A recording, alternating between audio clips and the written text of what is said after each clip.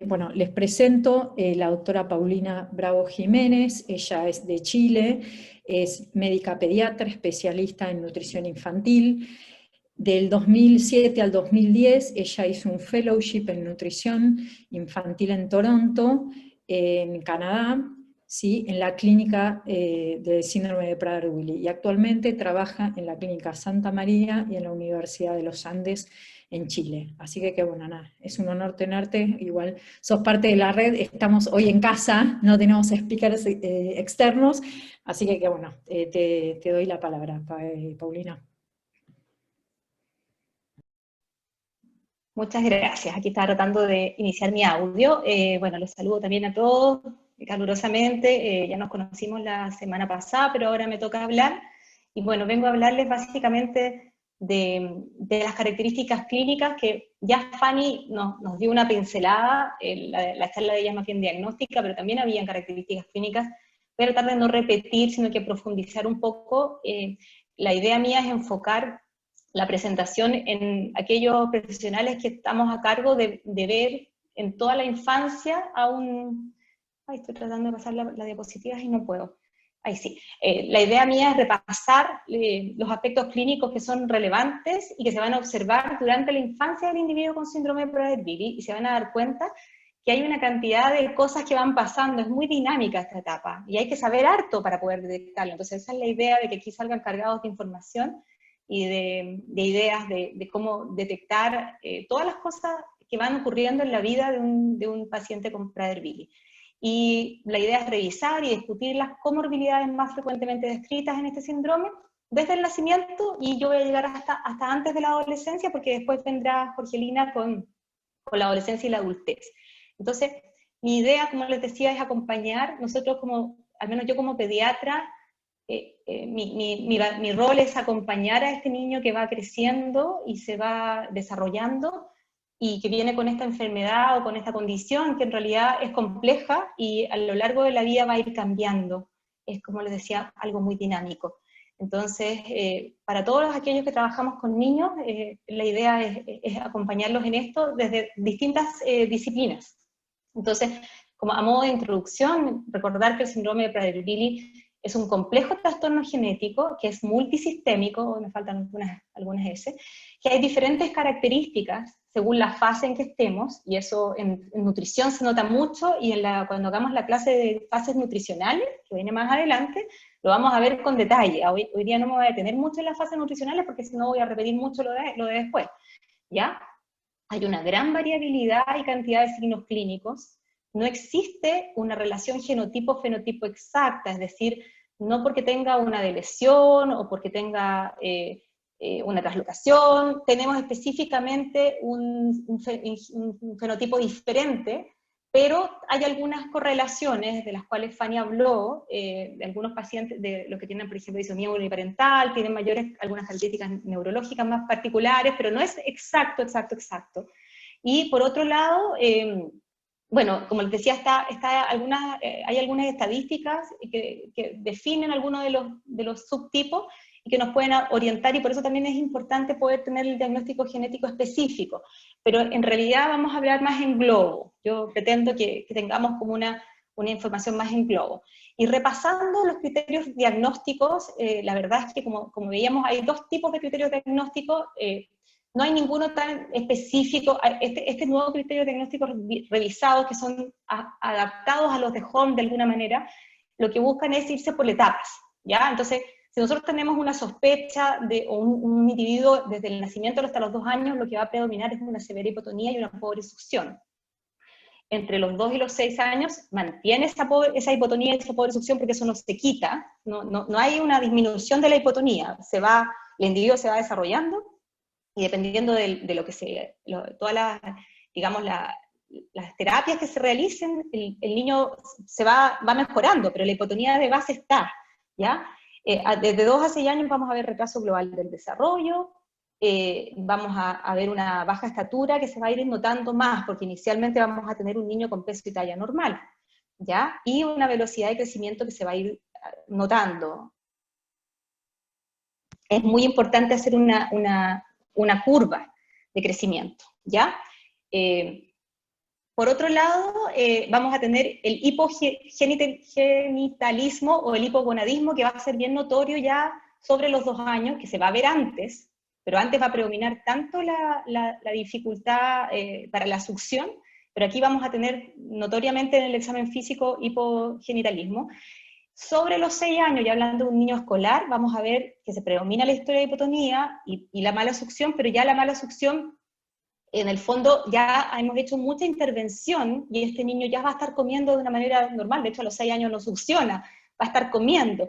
Entonces yo prácticamente sacaría la mala succión dentro de los criterios a esta edad, pero igual hay que tenerlo en cuenta, que es un niño que todavía tiene habilidades orales, oromotoras alteradas, digamos, pero que hemos intervenido en este niño probablemente de distintas maneras, ¿ya?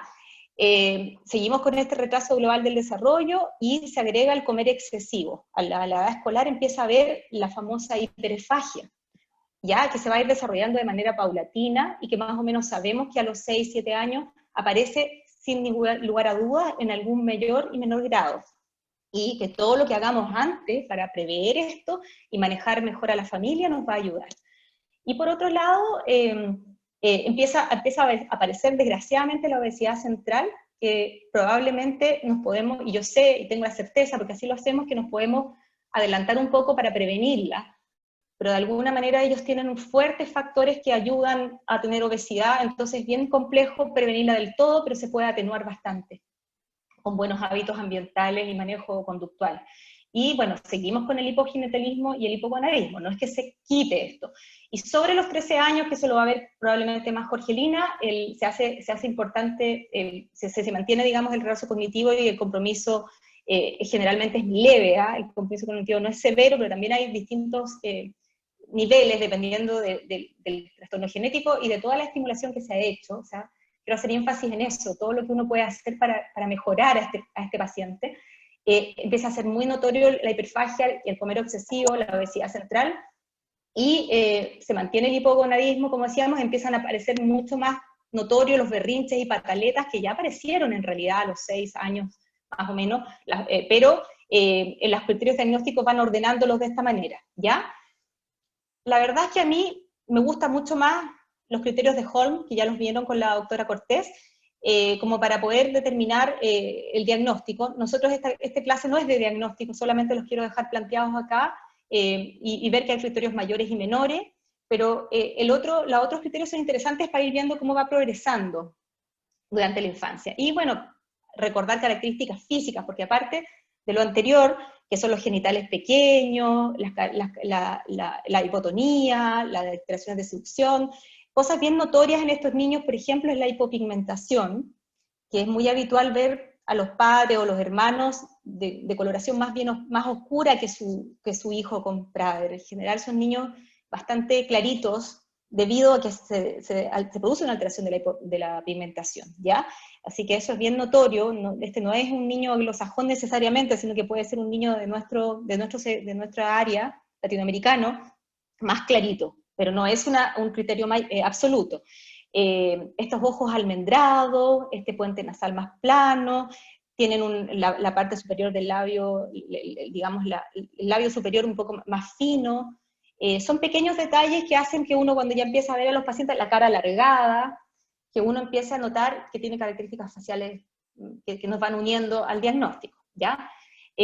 Características que no son nombradas necesariamente dentro de los diagnósticos, pero hay que tenerlas como muy en consideración, y que probablemente las vamos a repetir varias veces, es por ejemplo el alto umbral del dolor, ¿ya? Estos pacientes en general, nosotros en pediatría nos asustamos bastante cuando un niño con Prader-Willi tiene dolor. Ya es difícil manejar el dolor en un paciente pediátrico, por ejemplo, un dolor abdominal. ¿Cómo sabemos que a un niño le duele el abdomen? ¿O cómo sabemos que a un niño le duele una pierna? Es bien difícil, o una articulación. Bueno, pues los niños con Prader-Willi y los individuos en general tienen un umbral del dolor más alto, y cuando les duele algo hay que preocuparse, ¿ya? Y también tienen un reflejo nauseoso disminuido, entonces de repente cuando hay alteraciones gastrointestinales, para ellos es difícil vomitar. Y también hay que preocuparse y no siempre esperar un vómito para poder acudir a consultar. Yo les digo acá que hay que tener la mecha corta. Cuando un niño tiene trastornos gastrointestinales con Prader-Willi hay que preocuparse. y no quedarse esperando un día más en la casa y cosas así, porque así es donde han habido problemas. Escoliosis es bien característica a la adrenarquia precoz, lo voy a nombrar rápido, porque vamos a verlo en detalle, la osteopenia y la osteoporosis, y una gran habilidad, la doctora Cortés decía que no es siempre, pero hemos tenido pacientes que son muy habilosos en términos que son muy minuciosos para armar rompecabezas, o hacer, yo conocí en Toronto un paciente que hacía joyas, un adolescente que hacía unas joyas preciosas con una precisión impecable, y que tienen esa habilidad que de repente hay que sacarle provecho, porque muchas veces es una forma de manejar la ansiedad que ellos tienen, ¿ya? Y nos puede ayudar así como características y todo, ¿ya? Porque son pacientes que tienen habilidades de repente manuales finas muy, muy, muy buenas y de memoria específica. Y bueno, otra cosa que es importante, que en general los estudios neuromusculares, como son pacientes hipotónicos, muchos de ellos hacen estudios neuromusculares dentro del estudio y en general son normales, y no están indicados si uno tiene la sospecha de Prader-Willi, porque ellos tienen una proteinía central y no periférica, por lo tanto el estudio específico del músculo no sería necesario y siempre salen normales, pero a veces hay que hacerlo cuando están en la duda, ¿ya? Bueno, vamos a ir entonces con la edad, entonces, y algunos conceptos que quiero que queden súper claros. La hipotonía. La hipotonía, como dijimos, es el signo clave de Prader en general, ¿ya?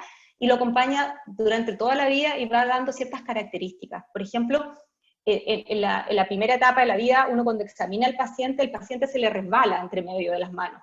Y le cuesta mucho alimentarse, y es una de las primeras causas de que por qué el paciente en general no se va para la casa. Es raro que un niño con Prader-Willi nazca en un sistema hospitalario y se vaya a la casa con su madre. No es habitual, porque habitualmente le cuesta alimentarse y ahí empiezan a prenderse las alarmas, ¿ya? Y si no, también llama mucho la atención en el examen físico pediátrico, en el primer examen físico, este niño que se desarma entre las manos y no tiene un tono para poder hacer. Nosotros hacemos varias pruebas cuando el niño nace, de recién nacido, y este niño es como la sensación de una gelatina, de un slime, como le dicen ahora, que se desarma entre las manos, ¿ya?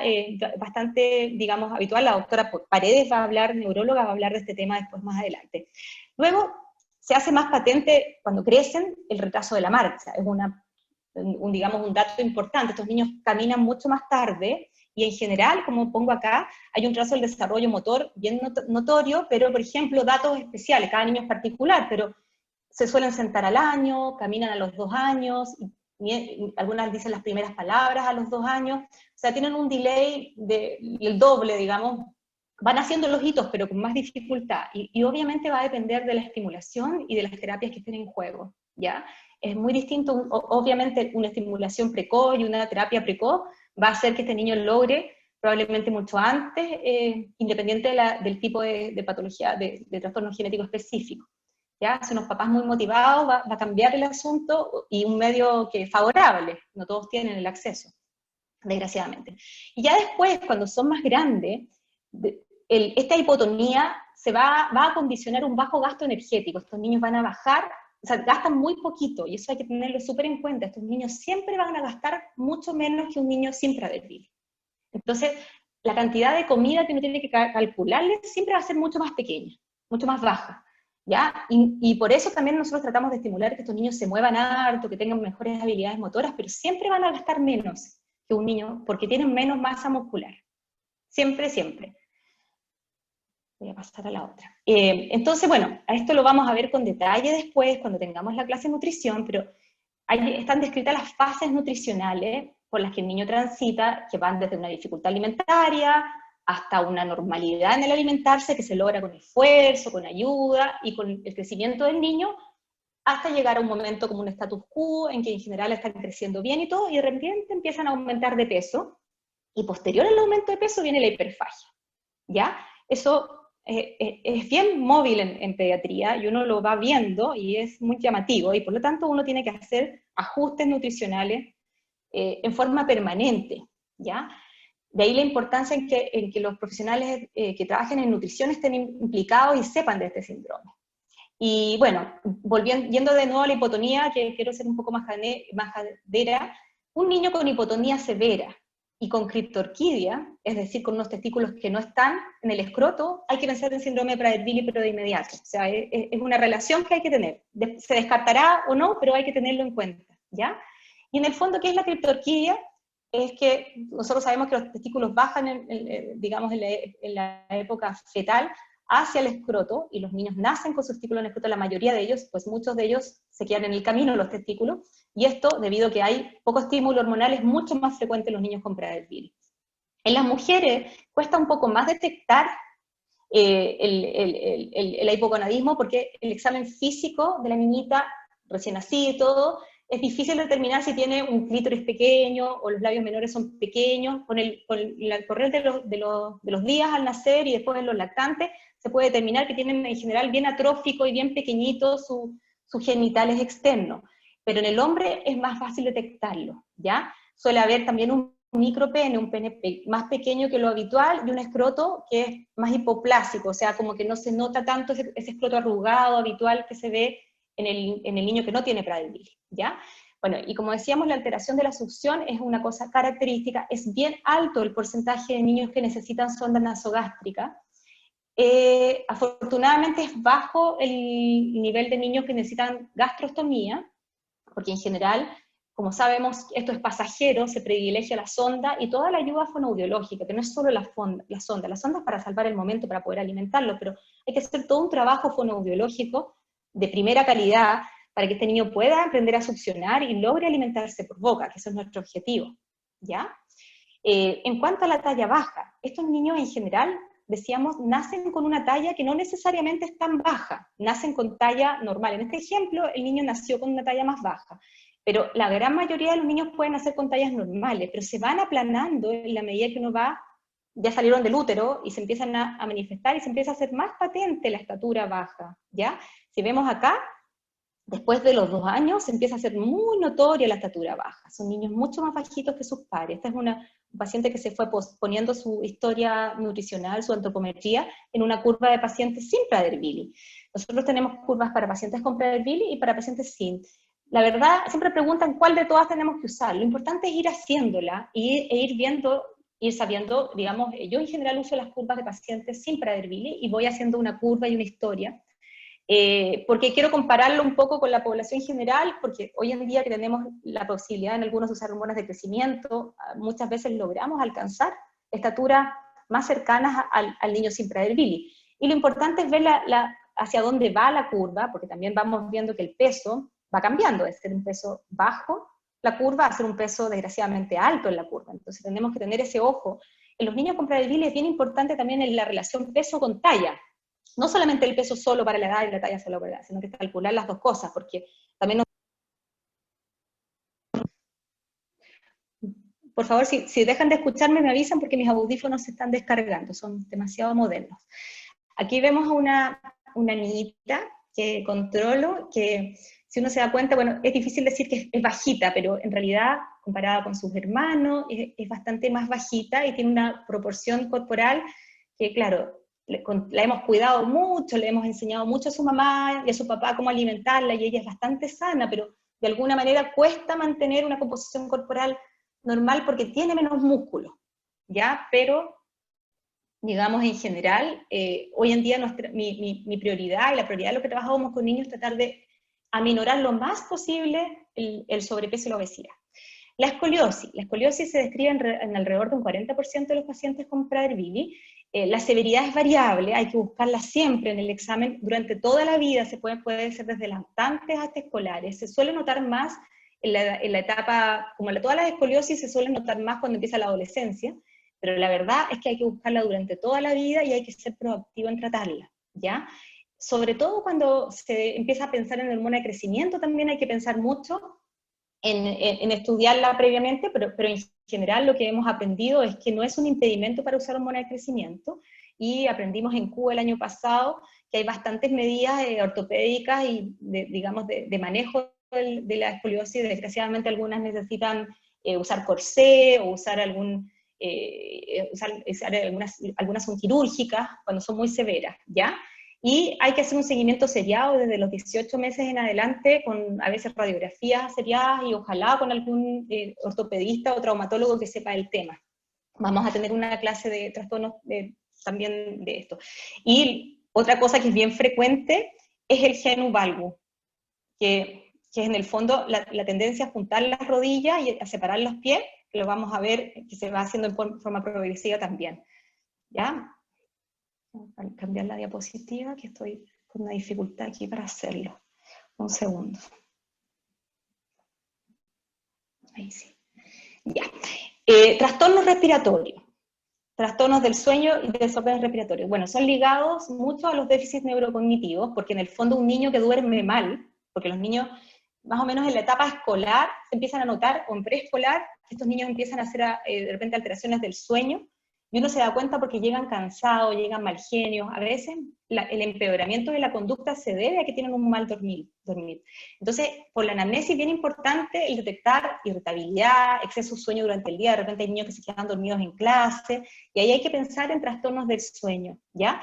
Porque los niños con Prader tienen más alteraciones centrales, más frecuencia de alteraciones hipotalámicas, de apneas del sueño, pero también más obstructivas, ¿ya? Por varios motivos, porque tienen una carita más pequeña, porque tienen generalmente una nariz pequeñita, pero sobre todo porque hay hipotonía, entonces tienden a tener este crecimiento amigdaliano un poquito más exagerado, y como hay hipotonía, esta cae sobre la vía aérea y en la noche empeora, ¿ya?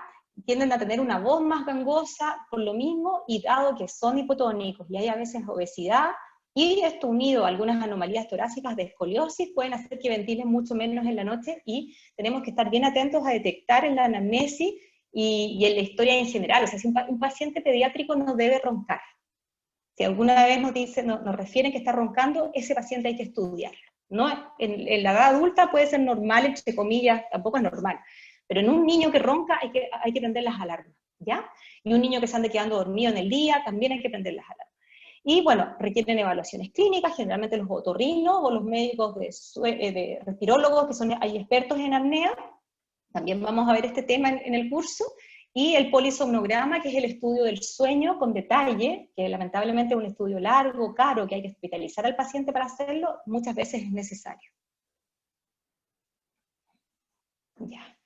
Voy a ver los tiempos, ya estoy como casi pasándome. No. Bueno, después alteraciones gastrointestinales, reflujo gastroesofágico, es mucho más frecuente en los niños con Prader. El trastorno de deglución es mucho más frecuente, por lo tanto hay que estar bien atentos, sobre todo cuando nacen, porque uno dice es hipotónico, pero también tiene más frecuencia de trastornos de deglución, no solamente por falta de fuerza en la boca, sino que todo el mecanismo de deglución puede estar alterado, y tienen más riesgo de hacer aspiraciones silentes. ¿Ya? Así que ahí, ojo, los fonoaudiólogos tienen que estar bien atentos, y todos los que vemos niños en esa etapa. Por otro lado, tienen más riesgo de hacer gastroparesia, que es en el fondo que hay un estómago que tiene ondas peristálticas mucho más lentas, y el vaciamiento gástrico es mucho más lento. Por lo tanto, ojo ahí, porque además nos cruza con que este niño come más de la cuenta en alguna oportunidad, y que tiene poco umbral del dolor, entonces hay más frecuencia de rupturas gástricas, ¿ya? Y lo que les contaba yo del vómito, y tienen menos fiebre también. Es otro tema, una alerta que tenemos que estar atentos, de que cuando hacen fiebre, a veces están infectados y no hacen fiebre, o tienen una infección respiratoria y no están con fiebre, pero la infección es de cuidado, ¿ya? Entonces, ante un niño con dolor abdominal, con o sin vómitos, alerta médica. Ante un niño con una fiebre alta, ojo, y un niño que se siente mal, pero no tiene fiebre, no minimizar. Creo que son cosas importantes, ¿ya? Voy a hablar un poquito de skin picking, o que aprendí ahora, que se llama dermatotilomanía. ¿No? Yo le había dicho siempre skin picking, pero quise buscar un nombre en español. Y que en el fondo es esta tendencia, que es parte del cuadro ansioso, de romperse cualquier granito que salga y hacer heridas. Entonces, generalmente uno los revisa y tienen heridas, tienen manchitas, tienen cicatrices. ¿Cómo manejarlo? Bueno, hay bastantes formas, pero pensar siempre que cuando aumenta el skin picking, generalmente es porque ha aumentado la ansiedad y hay un factor más emocional detrás, ¿ya? Y hay que descubrirlo, y por lo tanto la anamnesis vuelve a ser súper importante. Tratar de detectar factores desencadenantes es nuestra misión ante un niño con skin picking, porque está escrito, y bueno, mantener la piel muy lubricada, las uñas cortas, estar atento a las infecciones, y la verdad es que es eso, básicamente irnos hacia lo conductual, ¿ya? Finalmente quiero mostrarles que una de las mejores guías que he encontrado, como para, si tengo dos bibliografías muy importantes que sugerirles. Una de ellas es esta revisión del Pediatrics, de la revista Pediatrics, que muestra una guía anticipatoria para hacer con los niños con Prader-Willi, que la pueden tener a mano para irla revisando y que la vamos a resumir sucintamente acá, porque no tenemos tanto tiempo, y que es para hacer el control pediátrico de un niño con Prader-Willi, ¿ya? Entonces, y lo otro es que en la página de la IPSO hay guías de manejo de niños de 0 a 3 años y de 3 a 12 años, y posterior para adolescencia y adultez, que están traducidas. Y están traducidas también al portugués, por si hay alguien de Brasil por acá. También es importante, están en todos los idiomas prácticamente, y es una maravilla, porque están indicados las guías, cómo tenemos que manejar, dice orientado a médicos, pero es orientado en general a todos los que hacemos clínica, ¿ya? Para poder ir guiando al paciente y a sus padres, ¿ya? Entonces, así sucintamente, lo primero que uno hace el primer mes, digamos, es confirmar el diagnóstico y ver los tipos moleculares, hacer la consejería genética, que es importantísima, y estoy haciendo súper corto la historia, hacer una buena historia del crecimiento y del desarrollo y empezar a generar una buena ficha con historia, determinar el tipo de dificultades alimentarias, estamos hablando del primer mes de vida, que las dificultades alimentarias son súper importantes, y determinar si hay síntomas de apneas obstructivas durante el primer mes de vida. Y dentro del examen, obviamente un examen físico general, pero de las cosas puntuales, la hipotonía y el hipogonadismo, cosas que no se nos pueden olvidar, ¿ya? Estoy haciendo como una ayuda a memoria acá. Desde el primer mes hasta el primer año de vida, bueno, revisar las características clínicas y diagnósticos si no se han realizado antes, empezar a construir la curva de crecimiento. Los niños con Prader-Willi tienen que tener una curva de crecimiento, y a los papás tienen que exigírselas a sus médicos, ¿ya? Y si no, tienen que hacerlas ellos solos. Yo de repente les mando la curva y les digo, hagan ustedes la curva con los pesos que tienen, pero tienen que aprender a hacerlo. Monitorear la alimentación desde la lactancia materna, que es lo que vamos a tratar de fomentar, el tiempo de alimentación y la densidad de la fórmula láctea, porque en el primer año de vida generalmente tenemos que hacer fórmulas más densas, y tenemos que ayudarlos a aumentar las calorías y la cantidad, pero después vamos a tener que cortar. Chequear avances en el desarrollo psicomotor y derivar a la estimulación temprana, que es muy importante. Tenemos que derivar a estos pacientes a su kinesiólogo, a su terapeuta ocupacional y a su fonoaudiólogo, evaluar el descenso testicular, que esté presente, porque también es un riesgo que un testículo no se palpe, y hay que preocuparse y derivarlo, porque generalmente hay que operarlo, ¿ya? Chequear la visión, porque tienen mayor trastornos de visión, tanto como en primeros años de estrabismo, y después trastornos de vicios de refracción. Calendario de vacunas, como todo niño tiene que tener sus vacunas al día, y acceder al estatus emocional de los padres, porque están súper afectados durante el primer año de vida. Posteriormente, desde el primer mes hasta el año de vida, bueno, lo mismo, evaluar ya el tema de la hormona del crecimiento, que vamos a ver que cada vez es más precoz, empezar a notar las fases nutricionales y empezar a adelantarle a los padres que van a ver etapas, estos papás que van a ver este niño desnutrido al principio, con mucho apoyo nutricional, tienen que saber que después va a haber una etapa de plató, y después un aumento brusco del peso y del hambre, y del apetito, ¿ya? Eso lo tienen que saber, y tenemos que prepararlos para eso. Tienen que saber que hay una probabilidad de compromiso cognitivo que va de leve a moderado, y también empezar desde chiquititos con los beneficios de establecer rutinas y hábitos, y la importancia de establecer límites desde el primer año de vida, como ir preparándolo, ¿ya? El riesgo de aumentado de convulsiones, que lo tienen estos niños, y bueno, aquí ya estoy un poco nerviosa porque ya parece que me pasé un poquito. No, estoy bien todavía, estoy justo. Entonces, monitorear la ingesta y conducta alimentaria, referir al nutricionista o nutriólogo, ahí va a depender de cómo se llame en cada país, pero es la persona que sabe de nutrición y ojalá sepa de Prader-Willi y nutrición, ¿ya? Tener en cuenta que las calorías siempre tienen que ser reducidas para la edad. Estos niños no pueden ir en las tablas de requerimientos generales, son distintos, ¿ya? Referir al oftalmólogo, al ortopedista, y idealmente derivarlos al odontopediatra, ¿ya? Cada 6 meses. Síntomas relacionados a ronquido, como decíamos, y empezar a preparar la educación preescolar, donde lo vamos a incluir, y si cada cierto tiempo revisar qué están haciendo, en el caso de los pediatras, qué están haciendo con la kinesioterapia, en qué van en la terapia ocupacional, la fonoaudiología. Yo creo que es tarea de los pediatras hacer como una revisión y ser directores de orquesta de esto, ¿ya?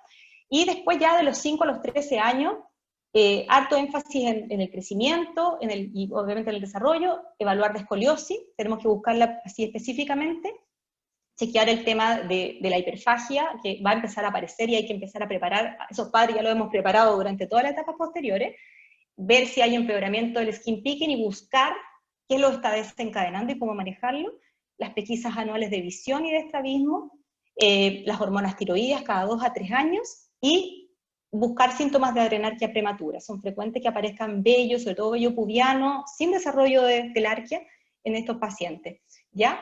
Y bueno, ahora empezaríamos a revisar el caso clínico. Jorgelina, dime tú. Sí, perfecto, cumpliste así. La Con los meta, eso puntos. me cuesta mucho a mí, por si acaso. Impecable. Sí.